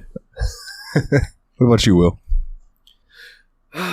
Well, at least all y'all picked games that were made after you. Donkey Kong, come on now. Personally, I'm in a maze of twisty little passages all alike. Adventure or Colossal Cave from 1976. It doesn't have graphics, so you don't need graphics. But I enjoyed trying to play that game. I've never finished it. I just open it up every now and then, try to map it out as best as I can, and then get kind of frustrated and give up because it's still pretty tough. Like, there's a version of Colossal Cave on GOG. I just don't know what it is. It's like it's a text event. I mean, you should be able to find the game available for free at this point, because I don't even think the developers. Well, I think this might be like a graphical version of it, and then I think that because that was Roberta Williams' joint, right? No, but Roberta Williams and Ken Williams are working on like a VR remake of it. That's right. She really enjoyed that game, is what it was. Like they had like Colossal Cave and Adventure. Yeah. It was like a big influence on early Sierra.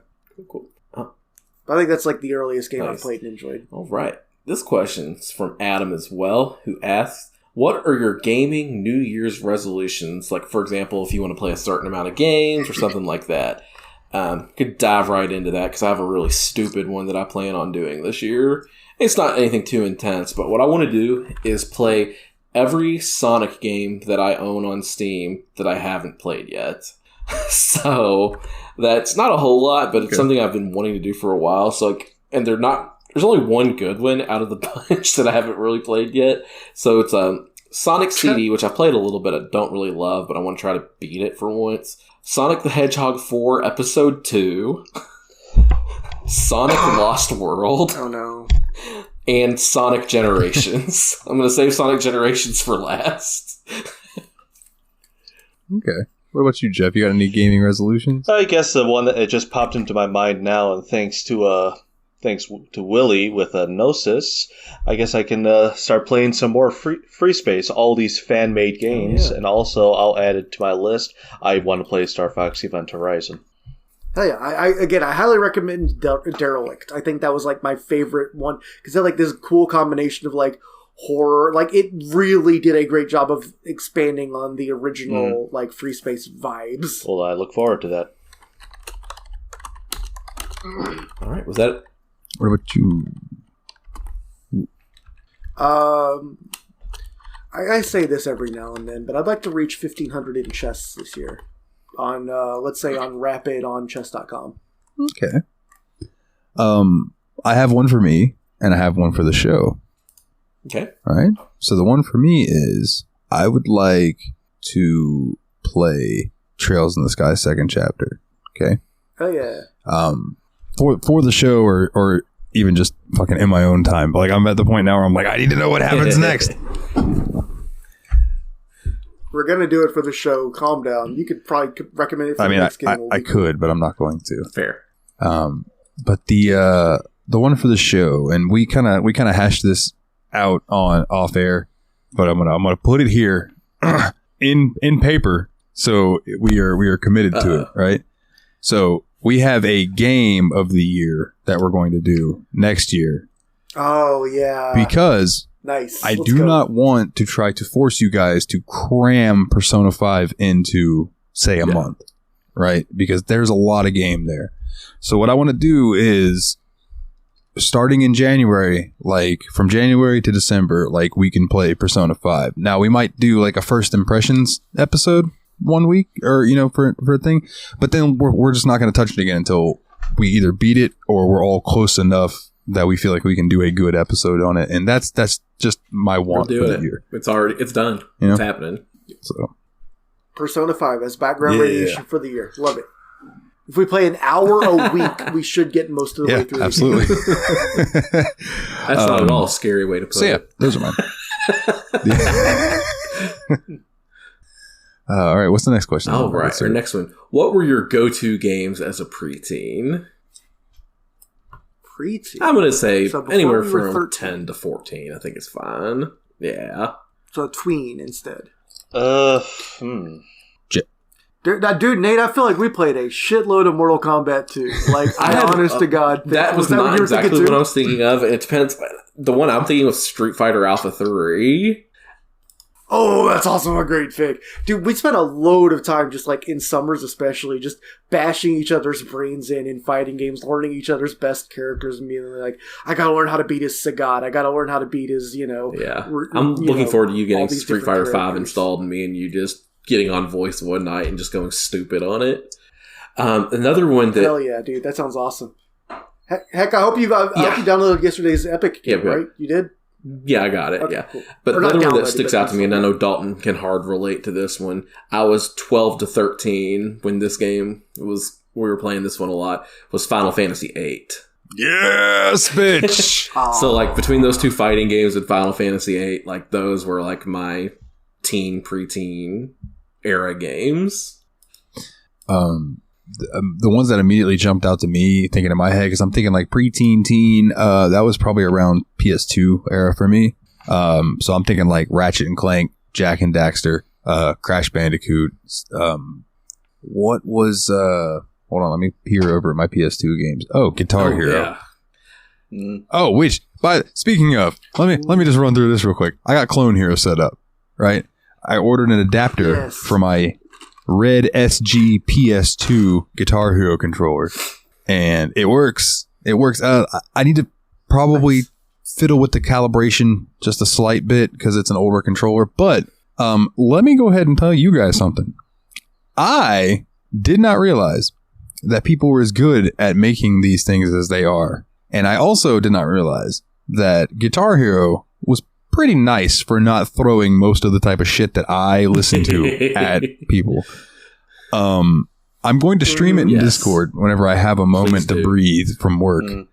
And I just want y'all to just laugh at the amount of notes that are flying at me while I'm trying to do like Soulbound by the Unleash the Arches, or like War March by Andy James, or some Animals as Leaders. It's just an insane amount of notes. One of the songs I did had like 1,900 notes. Yep. That's not easy. Right. Clone Hero charters get really intense too, because they know people have been playing this game for like 15 years too, so they don't feel any shame in like charting every note of a Dream Theater, John Petrucci masterpiece of and what's nightmares. amazing. I remember how badass I felt when I beat Bark at the Moon on Expert. Yeah. For the first time, yeah.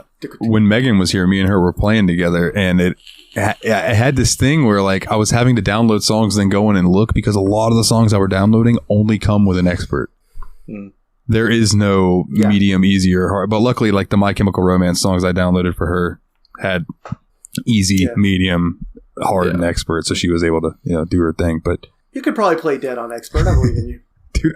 Aside from the solo, that's I don't know if it did that for anyone else, but when Willie said that and then gave that grin, his camera completely pixelated for a second, and then it came back, and it was like just perfect timing where he smiled at the pixelate come back. Yeah, I feel like Guitar Hero for me was more of a college age thing. Like I was going ham on that in college, and like I was probably one of the best people I knew at the game at that time with the friend group that I played with, and it was just always like, I'm the best. And now and now I look around at like anybody playing Clone Hero on stream, I'm like, nope, I am Garbo. Yeah. What about you, Jeff? What were some of your preteen, tween games? The games that come to mind are Serious Sam. Playing that with my brothers a lot, as we've discussed in the past. A game that I think I might have asked you to put on the list. Heroes of Might and Magic 3. Yeah, I own that. Okay, I think the home games are on the list. Final Fantasy 9. Nice. Oh, yeah. big. Willie, did you have any that we didn't talk about already? Yeah, okay. No, I let in. All right, the next one comes from Adam. What is your favorite turn-based game and favorite action-based game? That's really hard. I can answer favorite turn-based game super fast, which is Dragon Quest XI. Final Fantasy 9. Persona 5. God,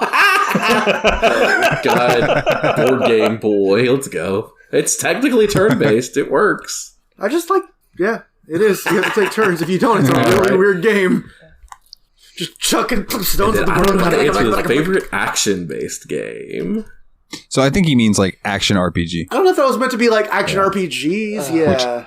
So like, what is the border between action RPGs and just adventure game though? Because like I've heard people describe Dark Souls as an action RPG, and like Zelda as an action RPG, but I tend to think of those as I don't know. Well, it's at least in Dark Souls you can level your character. Zelda, that's an argument that I don't think it is. I think that's an adventure game or adventure puzzle.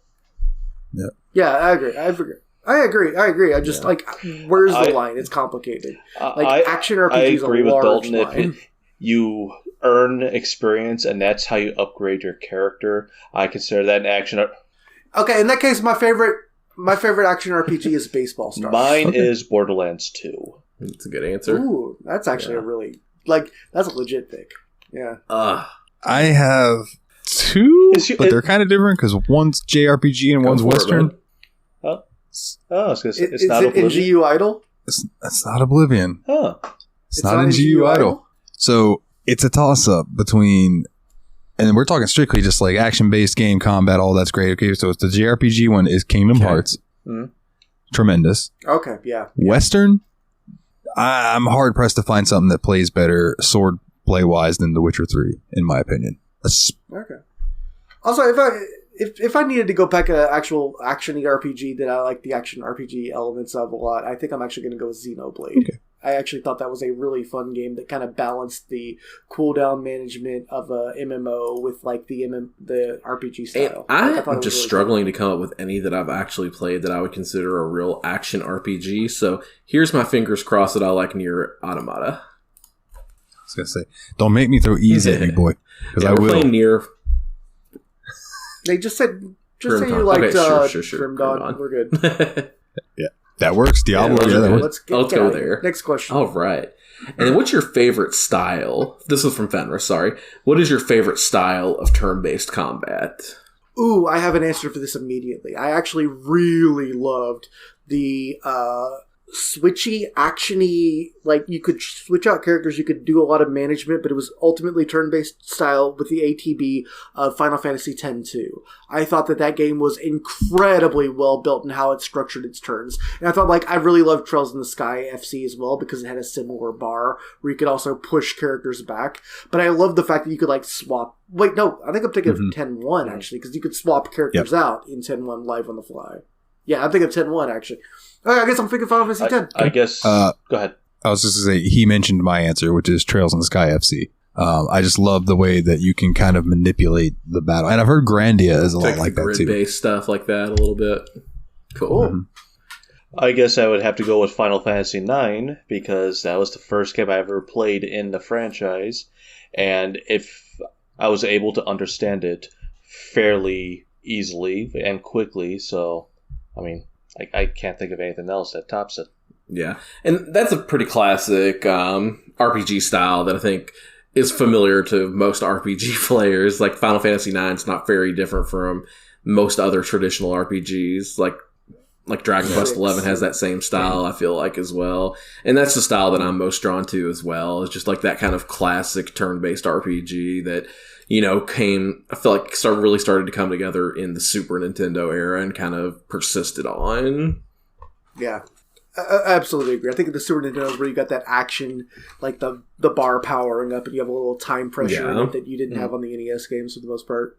I could be wrong. There could be an NES antecedent that I don't know about, but I associate that with like Final Fantasy IV, with games like I feel like Dragon Quest XI did a really good job going back to. Like I just really love that style.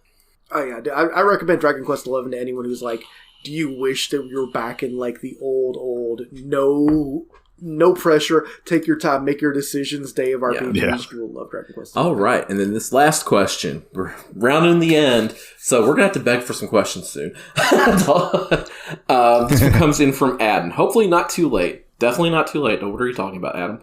But what has been your most played game this year?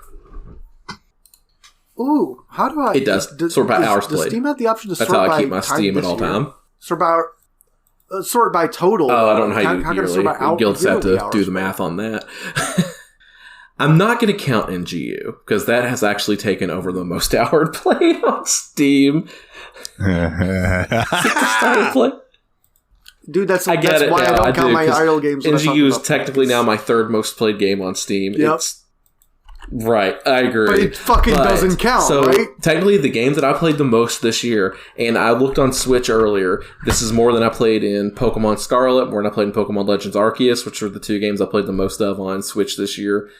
Yakuza 0 with 87 hours. Hell yeah. Wow. I'm just trying to go through my but you know what might beat it, actually? There's two games that might beat it. I think I was going to say Rocket Brawlhalla League and might Rocket be my most played League this game. very well could be over Yakuza 0.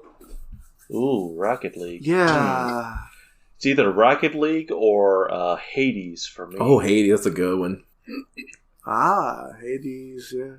I didn't play as much of Hades in the later half of this year, but I might have to go back and play some more of that because I want to get more of that before we get to Melanoe. I don't remember. What's her name? Melanoe? Melanoma? The new character? It's real cancer. Yeah, You load up the game, it's like, if you were someone you know have been infected by mesothelioma, you could be entitled to compensation. Yeah. Mine, I mean, there are some things that came kind of close to it, but it's not from this year. Sitting at 305.2 hours. WWE 2K22. WWE 2K22. Yeah. All right. That makes sense. That makes a lot of sense. You played a lot of My GM. You've been sending us your fun characters and matches and stuff. You played a lot of New Japan. Fire Pro. Or not New I've been Japan, playing a lot of Fire Pro. Dude, that's catching up. Fire Pro is at 183.7 hours. Fire Pro Wrestling World. Okay. Yeah. World. Yeah. And I realized, so there are two DLC that I don't have, right? The Stardom DLCs. And I was looking through my characters that I downloaded from mods, and so many of them are grayed out because I don't have those two DLC. So I was like, all right, I'm going to go wishlist those. Next time they go on sale, I'll fucking buy them so I can use my characters. But yeah, I had just quickly, playing Fire Pro, I had a string of like 6 or 7 shows in a row that Taz was just like putting out like 100% evaluation matches. Like he won the title, and then every defense he was getting a perfect score for their matches. I was like, yeah, attaboy.